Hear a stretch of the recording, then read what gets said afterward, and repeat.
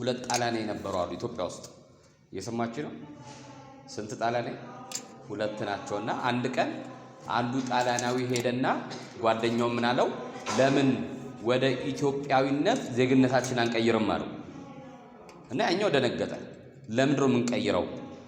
ማለት አሁን መኖር አልከለከሉንም፣ መብላት መጠጣት መሄድ መጓዝ አልከለከሉንም። ለምንድነው የምንቀይረው ዜግነታችንን? ስለዚህ አያስፈልግም፣ እንደው ዝም ብሎ መኖር ይሻላል አለው። ከዛን ከቆይታ በኋላ ሁለቱ ሲገናኙ ያኛው ጥያቄ ያነሳው ሰውዬ ዜግነቱን ቀይሮ መጣ። ምናዊ ሆኖ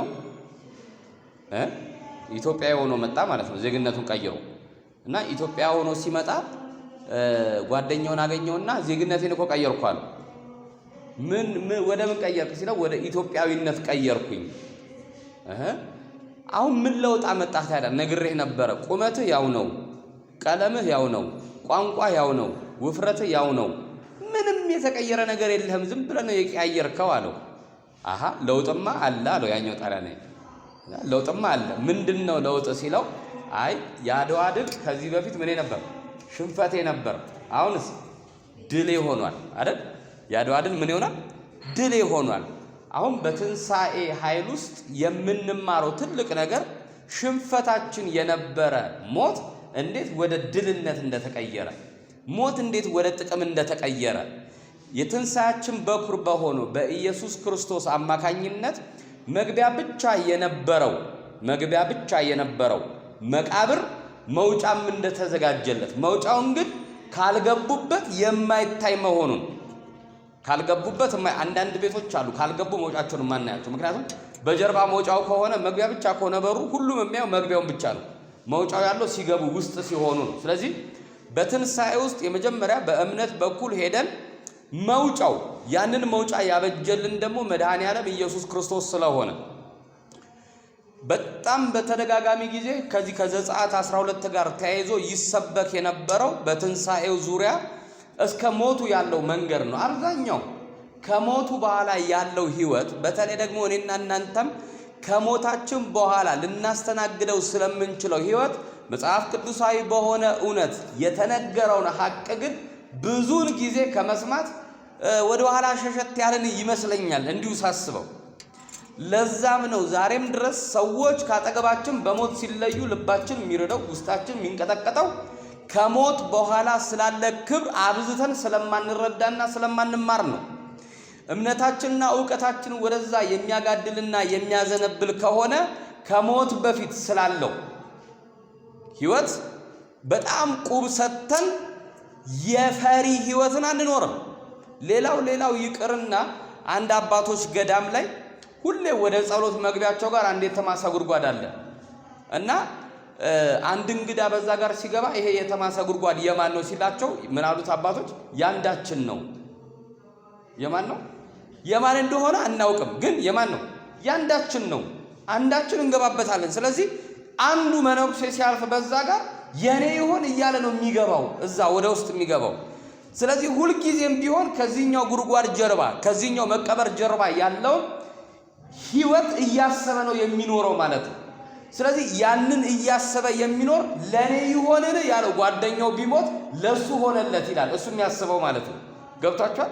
ለሱ ሆነለት ስለሚል የመሰበር ህይወት ውስጥ አይገባም፣ የመጎዳት ህይወት ውስጥ አይገባም።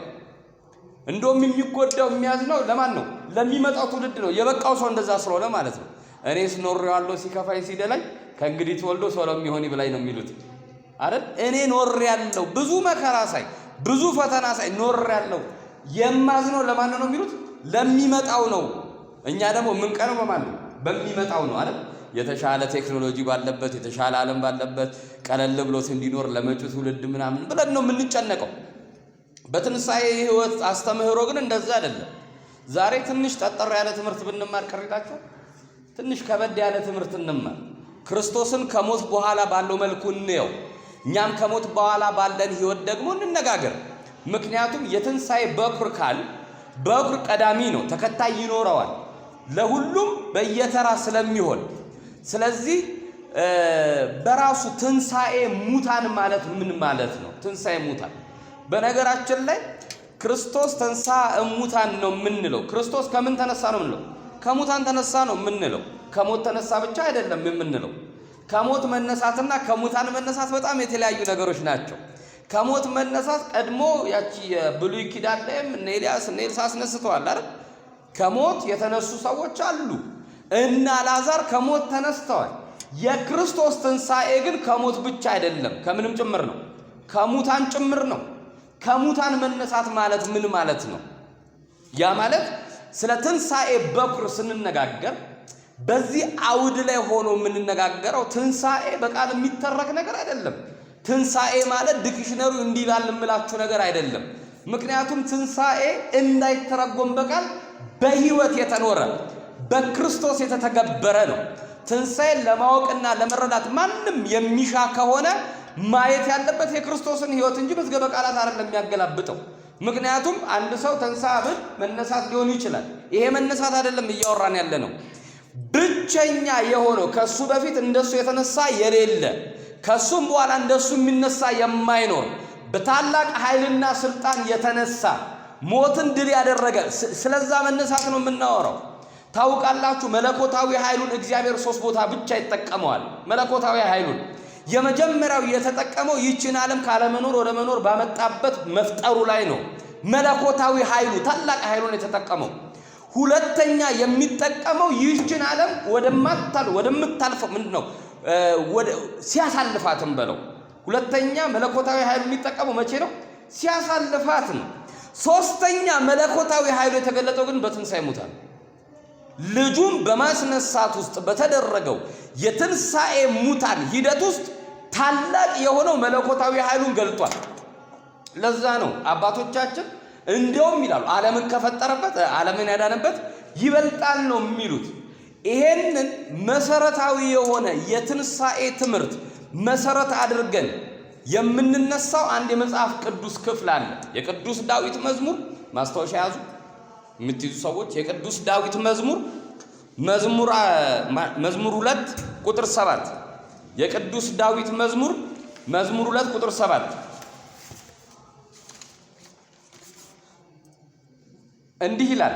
የዳዊት መዝሙር 2 ቁጥር 7 ላይ አንተ እግዚአብሔርም አለ አንተ ልጄ ነህ እኔ ዛሬ ወለድሁ ይላል። እስኪ በሉ እግዚአብሔርም አለ በሉ። እግዚአብሔርም አለ አንተ ልጄ ነህ እኔ ዛሬ ወለድሁ። ያው እንደዚህ አይነት መንፈሳዊ ቃላቶችን ስንማር በእግዚአብሔር ድምጽ እንድንሰማቸው ያስፈልጋሉ አይደል? በእግዚአብሔር ድምጽ ካልሰማን የሰው ቃል ስላልሆነ አንድ ልጅ ነበርና ሕፃን ልጅ ነው ሰንበት ትምህርት ቤት ጥቅስ ሸምድዳችሁና እየወጣችሁ ትናገራላችሁ ተባሉ። ምን ሸምድዳችሁ መጣችሁ?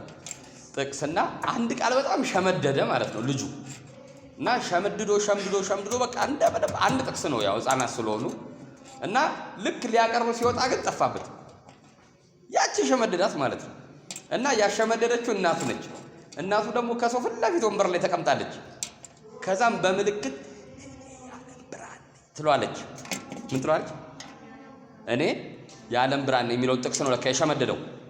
እና እኔ የዓለም ብርሃን ስትል አልሰማና ቀስ ብላ ጠርታው እኔ የዓለም ብርሃን ያስታወሰችው ማለት እና ወጥቶ ልጁ ምን አለ? እናቴ የዓለም ብርሃን ናት። አንዳንድ ጊዜ የሚሰጡንን ጥቅሶችና ሐሳቦች እንደማን ድምጽ? እንደ እግዚአብሔር ድምጽ ልንሰማቸው ይገባል አይደል? ካለውዛ ያው እኔ የዓለም ብርሃን ነኝ ስል ደግሞ አሳምኑ የዓለም ብርሃን ነኝ አለ እንዳትሉ። እግዚአብሔርም አለ ምን አለ? እኔ አንተ ምን ነህ? ልጄ ነህ እኔ ዛሬ ወለድሁ ይላል። ይሄ ሁለት ቃል ነው በነገራችን ላይ አንድ ቃል አይደለም። በዚህ ላይ ነው የምንማማረው። ምን ማለት ነው? አንተ ልጄ ነህ ካለው በኋላ ልጄ ነህ ነበርክ እኮ ነው አይደል? እኔ ደግሞ አሁን ምን አልኩ? ወለድኩ ይላል። አንተ ልጄ ነህ እኔ ዛሬ ምን አልኩ?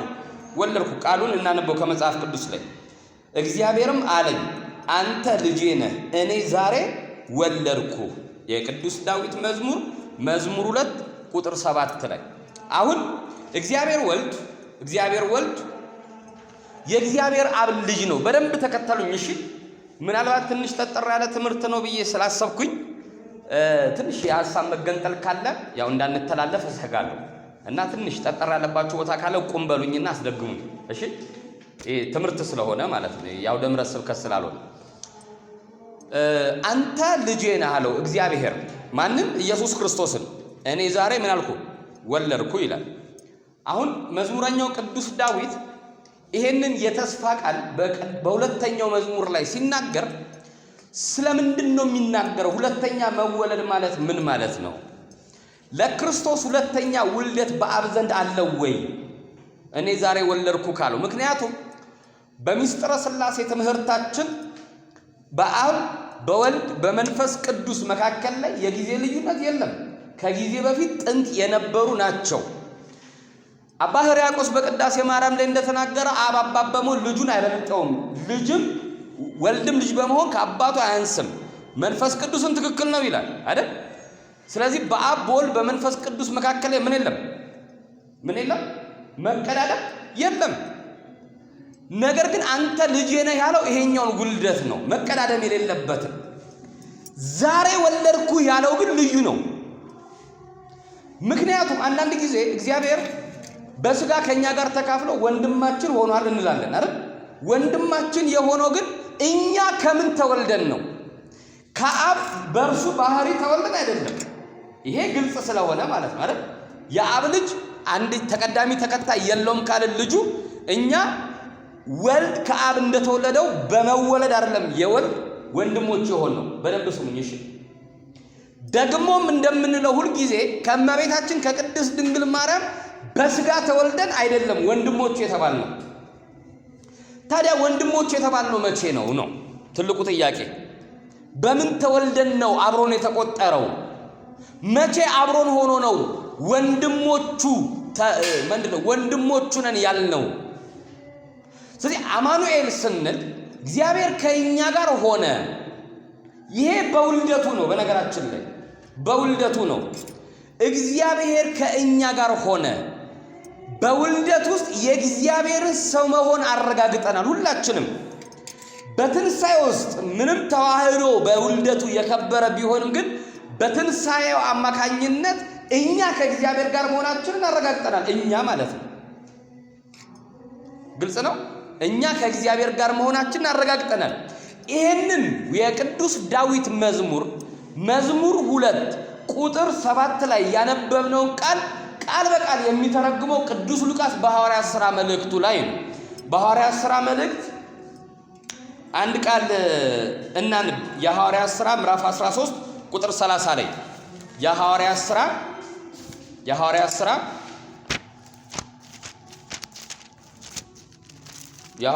ምዕራፍ 13 ቁጥር 30 ላይ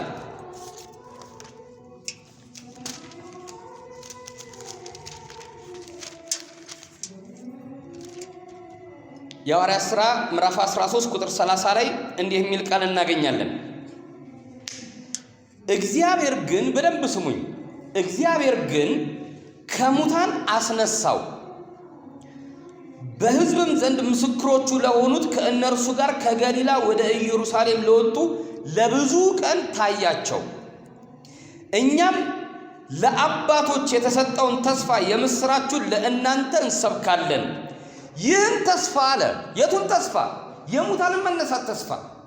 ምክንያቱም ቀድሞ የተነገረ ስለሆነ፣ ቀድሞ የተሰበከ ስለሆነ ምን ተብሎ ተሰብኳል? አንተ ምን ነህ? ልጄ ነህ፣ እኔ ዛሬ ወለድኩ የሚል የተስፋ ቃል ነው። መዝሙረ ዳዊት መዝሙር 2 ላይ ያለው ይቀጥልና እንዲህ ይላል፣ እንሰብካለን። ይህ ተስፋ እግዚአብሔር በሁለተኛው መዝሙር ደግሞ በማን? በመዝሙረ ዳዊት ምዕራፍ 2 ማለት ነው። በሁለተኛው መዝሙር ደግሞ አንተ ልጄ ነህ እኔ ዛሬ ወለድኩ ተብሎ እንደተጻፈ ኢየሱስን አስነስቶ ለእኛ ለልጆቻቸው ፈጽሞልናል። እንደገናም ወደ መበስበስ እንዳይመለስ ከሙታን እንዳስነሳው እንዲህ የታመነውን የዳዊት ቅዱስ ተስፋ እሰጣችኋለሁ ይላል። ስለ ቃሉ የእግዚአብሔር ስም የተመሰገነ ይሁን። አሁን ተረጎመው ቅዱስ ሉቃስ ማለት ነው። የማንን ተስፋ? የዳዊትን ተስፋ። ምን ያለው? አንተ ምን ነህ? ልጄ ነህ እኔ ዛሬ ወለድሁ ያለው የወለደው ከትንሣኤ እንደሆነ ወይ ደግሞ የክርስቶስ ብኩርና በትንሣኤ ከመወለድ እንደሆነ የትንሣኤ ቀዳሚነት የትንሣኤ መጀመሪያነት እኛ ልጆች ተብለን በዛ ውስጥ ተጠርተን የዘላለም ሕይወት እንድንወርስ ልጅነትን ያረጋገጠበት እንደሆነ ዳዊት አስረግጦ ይናገራል። ታውቃላችሁ ትንሣኤው ነው የክርስቶስ ሕይወት ሁሉ ማሰሪያው ትንሣኤው ነው። በጣም ታላቅ የሆነ ስራ ነው የተሰራው በትንሣኤ በበኩርነቱ ማለት በመጀመሪያነቱ በትንሣኤ በኩርነቱ የሰራው ስራ ቀላል ስራ ነው። በጣም ከባድ ስራ ነው። አንድ አባት ጋር አንዱ መጣና ክርስትና መመስረት እኮ በጣም ቀላል ነው አለ። አረ ክርስትና መመስረት በጣም ቀላል ነው ሲሉት እኛም አባት እጅግ በጣም ቀላል ነው እንጂ በሞቱ በሶስተኛ ቀን መነሳት ነው አሉት። ምክንያቱም ብዙ ሰዎች መልካም ሰርተው መልካምነታቸውም ተመስክሮላቸው እንደሞቱ ቀርተዋል። የክርስቶስ የሕይወቱ መልካምነት ማሰሪያ ልጥ የሆነውን ትንሣኤው ነው። ባይነሳ ኖሮ ምናልባት ዛሬም አምላክነቱ በዓለም ዙሪያ አይሰበክም ነበረ። ምክንያቱም ብዙ አምላክነን ብለው የተነሱ ሰዎች ምን ብሏል? ጠፍተዋል። አይደል? ኢትዮጵያ ውስጥ እንኳን ታውቃላችሁ በአፄ ዘመስቀል ዘመነ መንግስት ላይ እኔ ክርስቶስ ነኝ ብሎ የመጣ አንድ ሰውዬ ነበረ እና በቃ ክርስቶስ ነኝ አለ። እንዴት መጣሉት አፄ ዘመስቀል? ያው ከነጭ ተወለድክ ብለው ጥቁሮች አጉረመረሙና አሁን ደግሞ ከጥቁር ስወለድ ከነጻይቱ ሀገር ከኢትዮጵያ ተወልጄ ላድናት ነው አላቸው። ጥሩ ነው እንግዲህ ያው ክርስቶስ ትንቢቱ አንድ ነው የተነገረለትና እኛ ክርስቶስን የምናውቀው ሲገረፍ ሲሰቀል ሲገደል ሲቀበርና ምን ሲል ነው ሲነሳ ነው አሉትና ይሄን ሁሉ ይፈጸምልህ ሲሉት ይፈጸምብኝ አለ። እሺ አለ። ተገረፈ፣ ቆንጆ ግርፊያ፣ ከዛን ተሰቀለ፣ ተገደለና ተቀበረ። ምን አላለም? አልተነሳ። ስለዚህ የሰውየው ቀድሞ የነበረው መልካምነት ሁሉ ተበተነ። ምን ባለማለት ባለመነሳቱ ማለት ነው። የክርስቶስ ግን የአማኑኤል ግን ስራዎቹ ሁሉ ሕያው እንደነበሩ ያረጋገጠው ምኑ ነው? ትንሣኤው ነው። ሐዋርያቱ ሳይቀር የማይነሳ ስለመሰላቸው ነው ብዙ ስህተት ውስጥ የገቡት በመከራው ሰዓት ላይ ማለት በፈተናው ሰዓት ላይ ሐዋርያቱ የተበተኑት አይደል? ከመቤታችን ከዮሐንስ ውጪ መስቀሉ ስር ያ ሁሉ ተከታይ የተበተነው ምንም ይላል መሰለው የሚነሳ አልመሰላቸው። የሚነሳ አለመምሰል ማለት እንደሚነሳ አለማወቅ ማለት አይደለም። እንደሚነሳ በጣም ያውቃሉ። ዕውቀት ግን በቦታው ላይ እስካልተጠቀመ ድረስ ዕውቀት ነው ልንለው አንችል። አንዳንድ ጊዜ ዕውቀት በቦታው ላይ መጥቀም አለበት። ምን ማለት ነው? ማርቆስ 19 አካባቢ ነው እኔ የነገርኳችሁ መንፈስ ቅዱስ ደግሞ ያስታውሳችኋል የሚል ቃል አለ። ምን ማለት ነው? እኔ ነግራችኋለሁ ይሄ ደግሞ የምትይዙት አሁን ዕውቀት ነው ማለት ነው። ያ ዕውቀት የሚጠቅመንበት ቦታ ላይ ደግሞ ማን ያስታውሳችኋል? መንፈስ ቅዱስ ያስታውሳችኋል ሲል ክርስቶስን ሰሙታላችሁ። ምን ማለት ነው? ሲገረፉ እንዴት እኔ እሱን አገልግዬ እገረፋለሁ እንዳይሉ ማቴዎስ 5 ያስታውሳቸው ነበረ። የሐዋርያት ሥራ ምዕራፍ 3 ላይ ሲገረፉ የማቴዎስ ወንጌል ምዕራፍ 5 ትዝ ይላቸው ነበረ። ስለ እኔ ትገረፋላችሁ ዓለም እኔን ጠልቷልና ምናምን የሚለው ስብከት ትዝ ሲላቸው ልክ ነን ማለት ነው ይላሉ። ዕውቀት ከምን ጋር ይቀላቀላል? ያለ ከእምነት ጋር ይቀላቀላል። ካለበለዚያ ግን ልክ እንደ ጴጥሮስ የምትዩን ምን አለው አላውቀው። ከዛ በፊት ዕውቀቱ ምን ነበር? እኔ እሞታለሁ ሲል አይሆንብህ ጌታ እነሱ ቢከዱ እንኳን ያልከዳም ምን ነበር ዕውቀቱ ማለት ነው። ወደ እምነት እስኪቀየር ድረስ ዕውቀት ከህይወት ጋር እስኪቀላቀልና ወደ ተግባር እስኪቀይሩ ድረስ ግን በጣም ከባድ ሆኖባቸው ነበር። የሆነ ሆኖ በዚህ ምዕራፍ ላይ እንዳየነው በትንሣኤው በኩል ስለተወለድን ዳግመኛ ስላገኘን በእርሱ በኩል የሚወለዱት ሁሉ ወንድሞቹ ተብለዋል። ቀዳሚ እሱ ነው። ተከታይ በኋላ ላይ በደንብ እናየዋለን ስለ ትንሣኤ ስንማር ማለት ነው። ስለ ትንሣኤ እንዴት ነው የምንነሳው ማለት 3 ክፍል ነው የምናየው። የመጀመሪያው ትንሣኤ በራሱ ምንድን ነው? ትንሣኤ ሙታን ነው። ትንሣኤ ሙታን ምንድን ነው? ከዛ በኋላ ደግሞ የኛ ትንሣኤ እንዴት ነው? ሶስተኛ መጨረሻ ከተነሳን በኋላ የሚለው ነው የምንነጋገረው። ምክንያቱም ከቀደመ ከሱ በኋላ ያለውን ማለትም እኛ ስንከተል በኋላ ይገባቸዋል። ከሱ ቀጥሎ አንዳንድ ቃላቶችን ትንሽ እንድትረዱኝ ይፈልጋለሁ። ምክንያቱም አንዳንድ ጊዜ በምንናገራቸው ቃላቶች አማካኝነት የእውቀት መጣመም እንዳይኖር በጣም ሰጋለሁና ትንሽ እንዲህ ገጭገጭ ካለ እንትን በሉኝ። እሺ ምልክት ስጡኝ፣ አብራራታለሁ ያቺን ማለት ነው። ምክንያቱም አማርኛ ትንሽ ከባድ ቃል ነው አይደል? አማርኛ ትንሽ ከባድ ቃል ነውና ወደ ትምህርታችን ስንመለስ አንተ ልጄ ነህ በቀዳማዊ ልደቱ በመጀመሪያ ልደቱ እኔ ዛሬ ወለድኩ ያለው ግን በትንሣኤው በኩል ነው ይለናል ቅዱስ ሉቃስ። በዚህ በሐዋርያት ሥራ ላይ ቀደም እንዳነበብኩላችሁ በሁለተኛው መዝሙር ላይ በተሰጠው የተስፋ ቃል አንተ ልጄ ነህ አለውና ዛሬ ወለድኩ ያለው ከሞት በትንሣኤ በኩል ነው። ከሙታን በመነሳት የእግዚአብሔር ልጅ እንዲሆን የሰው ልጅ ሕያው ሲያደርገው ከኃጢአት ሲያላቅቀው የማይበሰብስ ሥጋ ሲያለብሰው በእርሱ አማካኝነት በእግዚአብሔር ዙፋን ፊት በክብር ሲቆም ያ ደግሞ የትንሣኤው ምስጢር እንደሆነ እናውቃለን። የትንሣኤው ምስጢር በዚህ በአንደኛ ቆሮንቶስ ምዕራፍ 15 ላይ ምስጢር ነው ብሎ የሚናገረው በብሉይ ኪዳን ላይ በጣም የተብራራ ስላልነበረ ነው። ታውቃላችሁ እዛ ዘጸአት 12:13 ቅድም የነገርኳችሁ ክፍል ላይ ዘጸአት 12:13 ላይ የፋሲካውን በግ ሲያርዱ ዝግኑን ብሩንዶን ቅቅሉን አትብሎ ዓመት ያልሞላው ነጭ የሆነ ጸጉሩ ያልከረደደ ጥፍሩ ያልዘረዘረ ያለው ከቤቱ የሌለው ከገበያ ያምጣ የሚያዝያ ጨረቃ ሰርቅ ባደረገች በ10ኛው ቀን ይያዝ እስከ 14ኛው ቀን ይታሰር 14ኛው ቀን ማታ አንዱን ሳለ 3 ይከፈል በሁለት እጁ ጨለማ በአንድ እጁ ብርሃን ይታሰር ያለ ሙሴ ያን ሁሉ ሕግ ካወጣ በኋላ አንድ ጥንቁቅ የሆነ ሕግ ግን ሰርቶ ነበረ። ደሙንም መቃና መድረኩን ምን በሉት ቀቡት የሚል ነው። እንዳይደፋ ማለት ነው። መቃና መድረክ ማለት ደግሞ ምን ማለት ነው ስንል መጋጠሚያ ነው። መቃና መድረክ መጋጠሚያ ነው። ታውቃላችሁ መቃና መድረክ ለፊት ለፊት በር የሚታየው ሲከፈት ብቻ ነው። ከተዘጋ አይታይም። ውስጡ ይታያል። መቃና መድረክ አይታይም። ይሄ ክፍሉ ማለት ነው። እንደዚህ ለምሳሌ አንድ መስኮት ሲከፈት ክፍት ሲላረ መሃሉ የሚታየው እሱንና ከላይ ያለውን የቀቡት። ስለዚህ በሩ ሲዘጋ ደሙ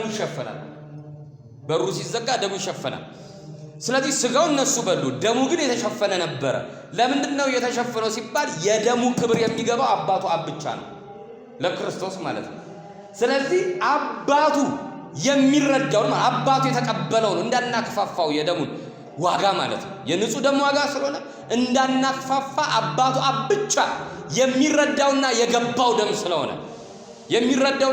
ደም ስለሆነ በምስጢር በእምነት ለቀረቡ ሰዎች ብቻ ይሄንን የደም ምስጢር የትንሣኤውን ኃይል ያብራራላቸዋል።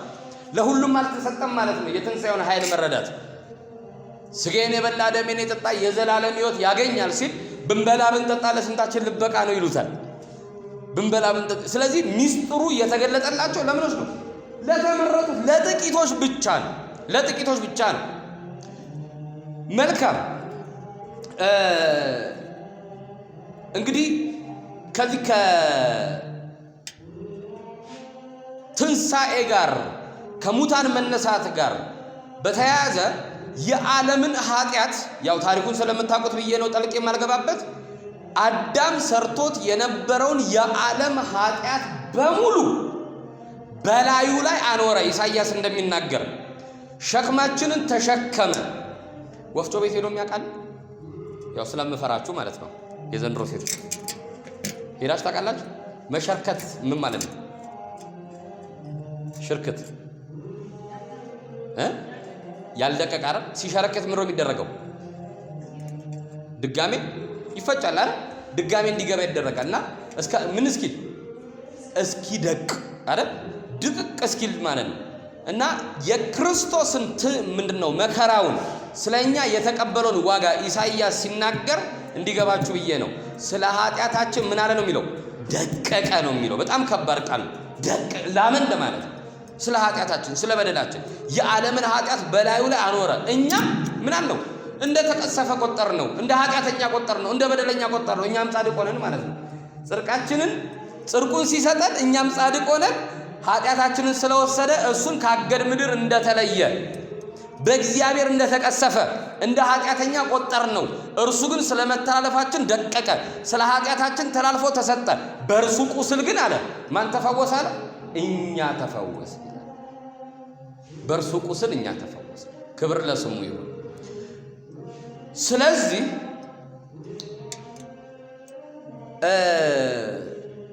እግዚአብሔር ዛሬ ወለድኩህ የሚለው የመዝሙረኛው ቃል በሐዋርያት ሥራ ላይ በተተረጎመው ትርጉም መሰረት ከሙታን መነሳቱን ነው የሚለውን ያዙልኝ። ከሙታን መነሳቱን። ስለዚህ ታውቃላችሁ አሁን ሊቃውንት በተለይ ክርስትና ስም እንኳን ሲሰየም አንዳንድ ቦታ ይቆጣሉ። ወልደ አብ ወልደ ማርያም እያላችሁ አትሰይሙ ይላሉ አይደል? ወልደ አብ ወልደ ማርያም ማን ብቻ ስለሆነ? ኢየሱስ ክርስቶስ ብቻ ስለሆነ አይደል? ወልደ አብ ወልደ ማርያም ስንል ግን እርሱ በተወለደበት አወላለድ አልን እንጂ እኛ የእግዚአብሔር ልጆች አይደለንም ወይ እኛ የእመቤታችን ልጆች አይደለንም ማለት ግን አይደለም። እመቤታችን ጋር ሲወለድ በድንግልና እሱ በተወለደበት አወላለድ ግን ማንም አልተወለደም። ዙፋኑን ለማንም አላጋራም። እርሱ በተቀመጠበት የተቀመጠ ሌላ ፍጡር የለም። አምላክ ነውና እርሱ ገብቶ በወጣበት በኩል ላይ ማንም በዛ ዙፋን አልተቀመጠም። ስለዚህ ከእመቤታችን ከቅድስት ድንግል ማርያም በፍጹም ድንግልና የተወለደ አንድያ ልጇ ነው። ስለዚህ በስጋ ሲወለድ የማን ልጅ ሆኖ ተወለደ? የእመቤታችን የቅድስት ድንግል ማርያም ልጅ ሆኖ ተወለደ። ቅድመ ዓለም የተወለደ ውልደት ደግሞ ከማን የተወለደው? ከአብ ነው የተወለደው አይደል? ስለዚህ በአብም በመወለድ ከእመቤታችንም በመወለድ የኛ ወንድም ሊሆን አልቻለም ወይ ደግሞ አልሆነም። ግልጽ ነው። በእነዚህ በስጋ በመወለድና ቅድመ ዓለም በእግዚአብሔርን በመወለድ ወንድማችን ነው ልንለው አንችልም። ወይ ደግሞ እኛም ከኛ ጋር ተቆጥሯል ልንለው አንችልም። ተወልዷል ተቆጥሯል ልንለው የምንችለው ግን ነው የሚለው ቅዱስ ሉቃስ በምኑ ነው አለ? በትንሳኤው በኩል በተገኘው ብኩርና ነው፣ መጀመሪያነቱ ነው። ስለዚህ በትንሳኤው በኩል ግን እኛ ምን እንላለን? እንወለዳለን። አብረነው ነው ያለነው። ምክንያቱም ሞቱን በሚመስል ሞት ከእሱ ጋር ከሞትም ትንሳኤውን በሚመስል ትንሳኤ ምን እንላለን? እንነሳለን ስለሚል ግልጽ ነው። እዚህ ድረስ ግልጽ ነው። መልካም።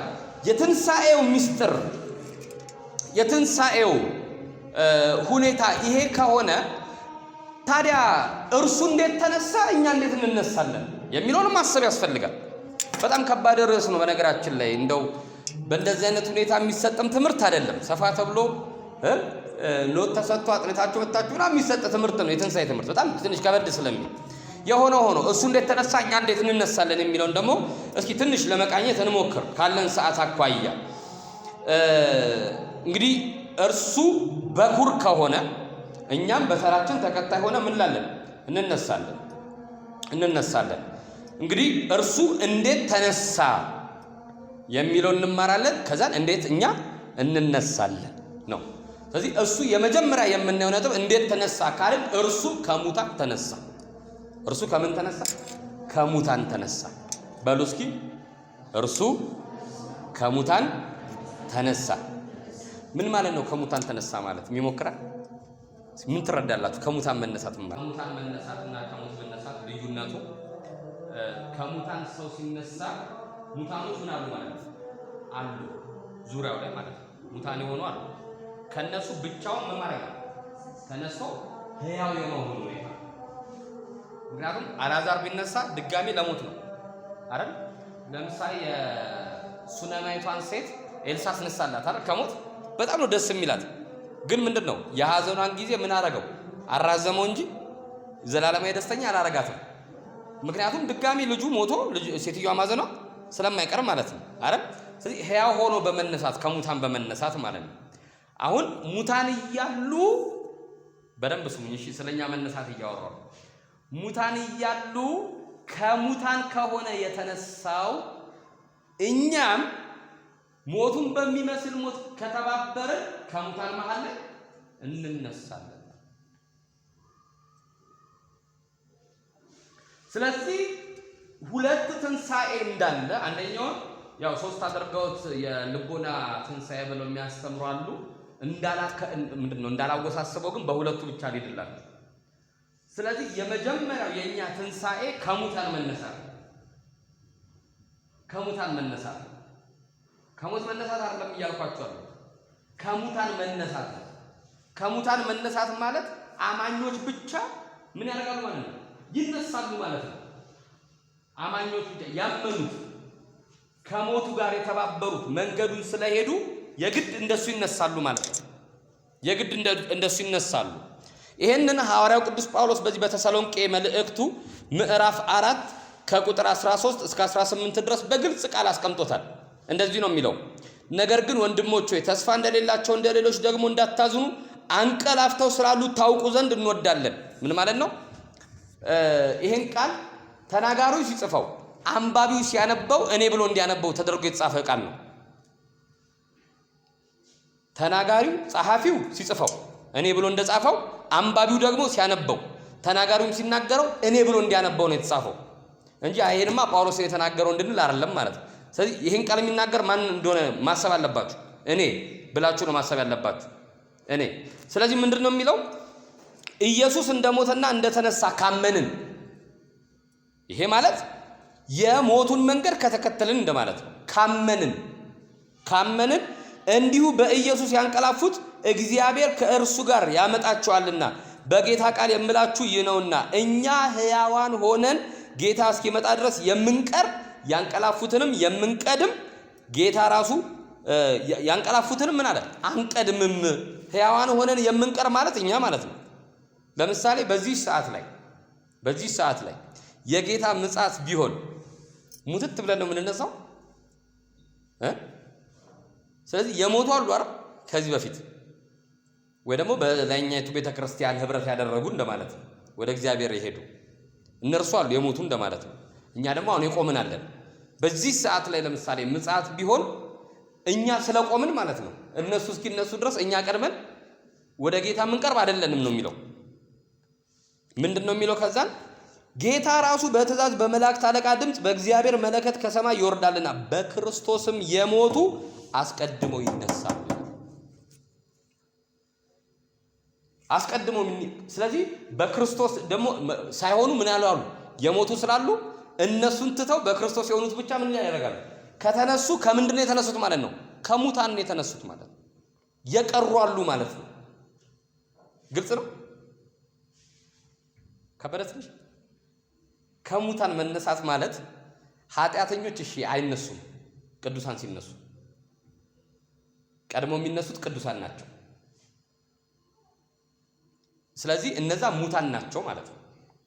እንደ ክርስቶስ ሕያው ሆኖ ሲነሱ ለሕያውነት ድጋሜ ለመሞት ሳይሆን ለሕያውነት ከሙታን ሲነሱ ከሙታን መካከል ነው የሚነሱት። ጥሩ ልክ እነሱ ሲነሱ እኛስ ምን እንሆናለን ሲል ጳውሎስ ምን ይላል ቀጥሎ? በክርስቶስ የሞቱ አስቀድመው ይነሳሉና ከዚያም በኋላ እኛ ሕያዋን ሆነን የምንቀረው ደግሞ ጌታን በአየር ለመቀበል ከእነርሱ ጋር በደመና ምን እንላለን? እንነጠቃለን። እንዲሁ ሁል ጊዜ ደግሞ ከጌታ ጋር እንሆናለን ይላል። ምን ማለት ነው? የግድ ይሄ ስጋ የገነትን ደስታ ስለማይችል፣ በነገራችን ላይ የመሞትና የመነሳት ትልቁ አቅም በላይኛው ያለውንም ደስታንም ሐዘንንም የሚቋቋም አካል ይዞ ለመነሳት ነው። ሌላ ነገር የለውም። መቼም ታውቃላችሁ የገነትን ደስታ እንችለው አይደል? ይሄ ስጋ አይችለው። ታውት የገነት ደስታውን እዚች ጋር የሆነ ነገር ባስደሰታችሁ እንባችሁ ነው የሚመጣው። ስጋችሁ አይችልም። ቶሎ ብሎ ወደ ሐዘን ነው አይደል ደስታው የሚቀየር አይደል? አታልቅሽ ሙሽሪት ምናምን ሲባል እኮ እያገባች እንዴት ታለቅሳለች ሲባል ደስታውን መቋቋም ሲከብዳት ወደ ምንድን ነው የሚቀየረው?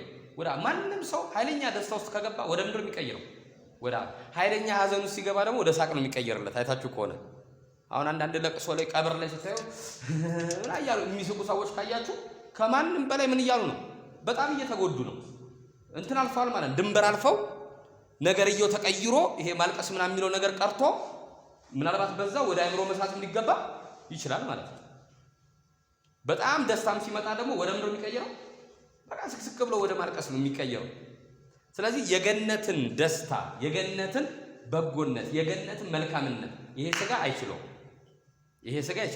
ስለዚህ እንዲችለው ሆኖ ምን መደረግ አለበት?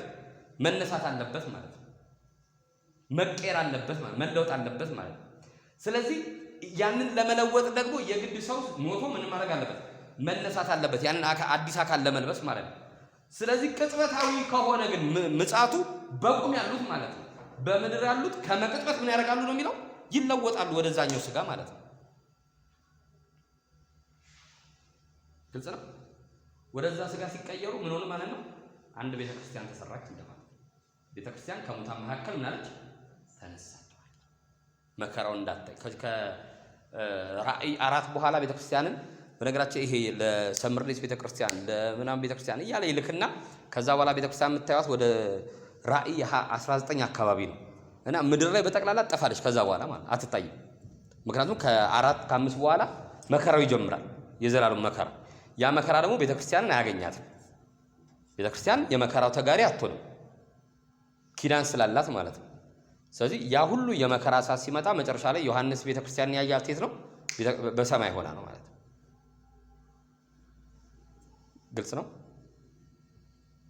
ግልጽ ነው ወይ? ስለዚህ እንዴት ነው የምንነሳው? ከሙታን ነው። ከሙታን ስንነሳ ልክ እሱ እንደተነሳው ነው።